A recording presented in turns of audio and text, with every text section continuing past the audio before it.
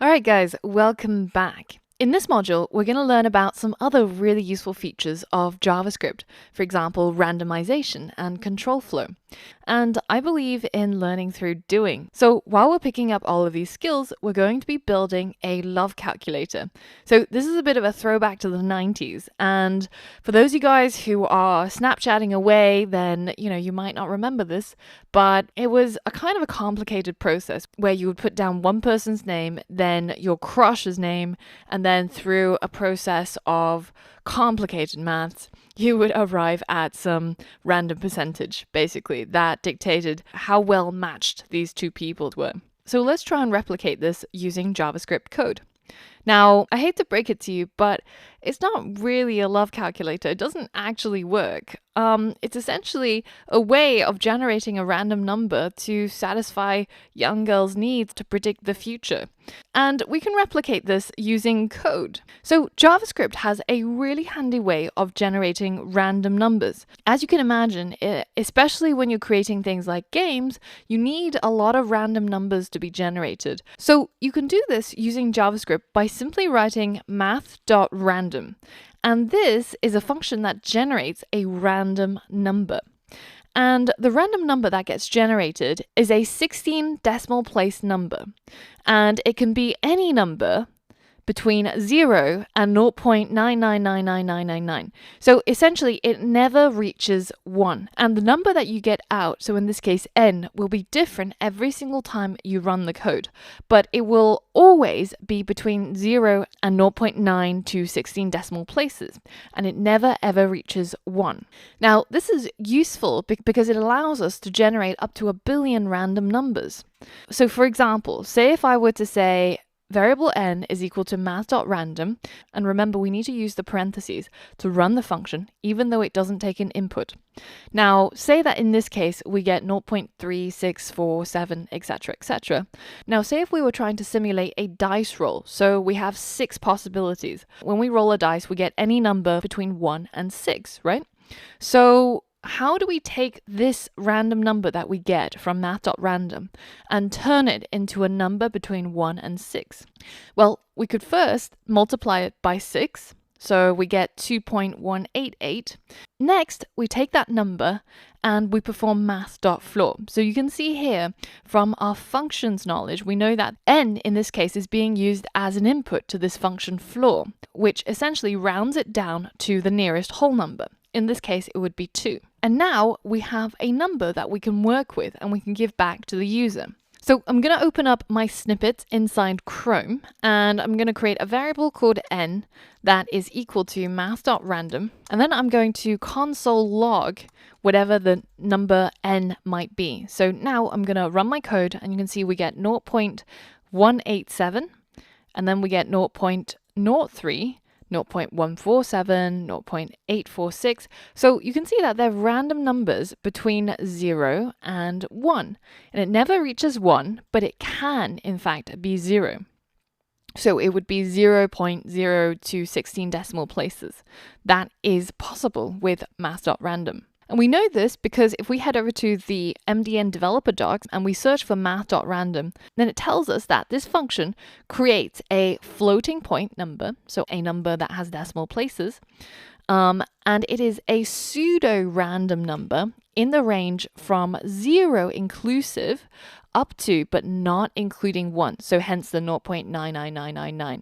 And then you can use this number to scale to your desired range. So say if we wanted to simulate a dice roll using our code, then we would be able to scale this up if we simply did n equals n multiplied by 6. And if we run the code now, then you can see that we're getting numbers between 0 and 5. Now, it never ever reaches 6. The highest number we got was 5.99, and the lowest was 0.2 something. So remember, if we do math.floor on this, then we will get numbers that are between 0 and 5. And you can run this for as many times as you wish, but it will never show 6. So our range currently is between 0 and 5. So in order to increase it to 1 and 6 to simulate that dice roll, because when we roll a dice, we never get 0. Instead, we get a range between 1 and 6. Then all we need to do is just to add 1 over here. So now we get the range between 1 all the way through to 6, and this is what's called a pseudo random number generator. And the reason why it's pseudo is because a computer is essentially a whole bunch of switches, just a giant box of many, many billions of switches. And depending on whether the switch is on or off, you essentially get 1 or 0. And it's through these ones and zeros it does all of this computing and all of this glorious work. But there's one thing that it's not very good at, and that is being random. Whereas in nature, it's very easy to get randomness. In a computer, because it's a completely deterministic process, it's not very easy to get a true random number. So people have come up with all sorts of ways and mathematical formulas to get this non-random computer to generate what looks like or appears to be, at least statistically, random numbers. Now, if you're interested in learning more about pseudo-random number generators, or what's the difference between random and pseudo-random, then take a look at the resources section of this lesson. There's a link to this video by Khan Academy that's really, really good at explaining this in more detail. So view this as a bit of extra reading or extracurricular work if you want. And if we just review that process, we created a variable called n that is equal to whatever we get back from the math.random function. And we know that math.random gives us a number within the range between 0 to 0.9 to 16 decimal places, so 0.9999999. Now, it can be any number in that range, but it's not very useful to us until we scale it. So we take that number and we multiply it by whatever range we need. So if we need numbers between 1 and 12, then we would multiply it by 12. If we need it as a dice, then we would maybe multiply it by 6, because we want numbers between 1 and 6. So this then changes the range from 0 to 5.99999. And we can now get any number within that range from this code. Now, very rarely will you want to use the random number as a floating point number. So you tend to use math.floor to round that number down to the nearest whole number. And that range then becomes 0 to 5. Now finally, because we want a range for our dice between 1 and 6, then all we need to do is add 1 to our code, and we end up with code that generates random numbers between 1 and 6. So now here's your challenge. As we said, we're going to be building a love calculator. And the way that love calculators work is that you enter two names and it should give you back a percentage between 1 and 100. And that number is supposed to have some sort of meaning. So I want you, as a challenge, to create a love calculator. So it should have two prompts that ask for the names of the two people. And then it should be able to completely ignore that and then calculate a random number that is a percentage. So your random number generator should generate a number between 1 and 100. And finally, you should give this information back to the user in the form of an alert, telling them what is their love score. So pause the video now and see if you can complete this challenge. All right, so let's clear the screen and start from the beginning. So the first thing I'm going to do is I'm going to create two prompts. Now, because we're not actually doing anything with the values that they're giving us, I'm not going to save the data that the user gives us into a variable, because we're not actually going to be using it. It's just there for authenticity's sake. So the next thing is where the real stuff happens, and which is where the randomization comes in. So let's create a variable called love score. And let's create this using math.random. And remember, this will give us a number between 0 and up to, but not including 1. So now, if we wanted this number to be between 1 and 100, we would have to multiply that by 100.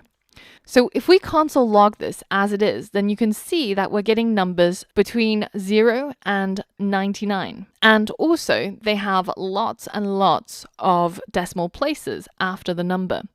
So let's change that. Let's round that number down. So let's say love score equals math.floor, the previous value of love score. So now if we hit run, we're getting 75, 17, so we're getting whole numbers now, but it still does not go all the way up to 100, but it can include 0. So in order to fix this, we are going to add 1 to the value, and that shifts our range up by 1, moving it from 0 to 99 to 1 to 100. So now that we've got our love score, we can send this to the user using an alert. Your love score is plus love score. So now if we uncomment our prompt and hit run, then it will say, what is your name? And it'll say, what is their name?